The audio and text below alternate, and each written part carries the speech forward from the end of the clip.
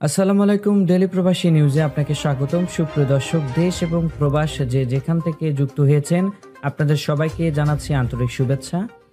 সুপ্রিয় দর্শক, আজকের খবরে আলোচনায় থাকছে সৌদি আরবে এক সপ্তাহে 18,000-এর বেশি প্রবাসী গ্রেপ্তার। জানিয়ে দেব এই খবরটি সম্পর্কে বিস্তারিত সংবাদ। পুরো ভিডিওটি দেখে বিস্তারিত জেনে নেবার অনুরোধ থাকলো। সৌদি আরবে গত 3 থেকে 9 এপ্রিল পর্যন্ত আবাসন, শ্রম ও সীমান্ত আইন লঙ্ঘনের অভিযোগে 18,669 জন প্রবাসীকে গ্রেপ্তার করা হয়েছে। স্বরাষ্ট্র মন্ত্রণালয়ের তথ্য অনুযায়ী আবাসন আইন লঙ্ঘনের দায়ে 11,813 জন, সীমান্ত নিরাপত্তা আইনে 4,366 জন এবং শ্রম আইন ভঙ্গের কারণে 2,490 জনকে আটক করা হয়েছে।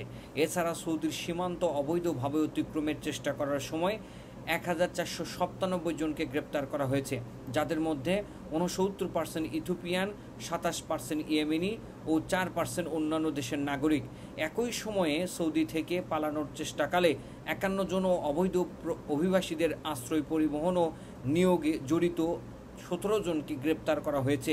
স্বরাষ্ট্র মন্ত্রণালয় সতর্ক করেছে, অবৈধ প্রবাসীদের সহায়তা করলে 15 বছর পর্যন্ত কারাদণ্ড ও 10 লাখ রিয়াল জরিমানার মুখে পড়তে হতে পারে। এতক্ষণ আমাদের সঙ্গে থাকার জন্য অসংখ্য ধন্যবাদ। পরবর্তী সংবাদ দেখার আমন্ত্রণ জানিয়ে শেষ করছি এখনকার সংবাদ।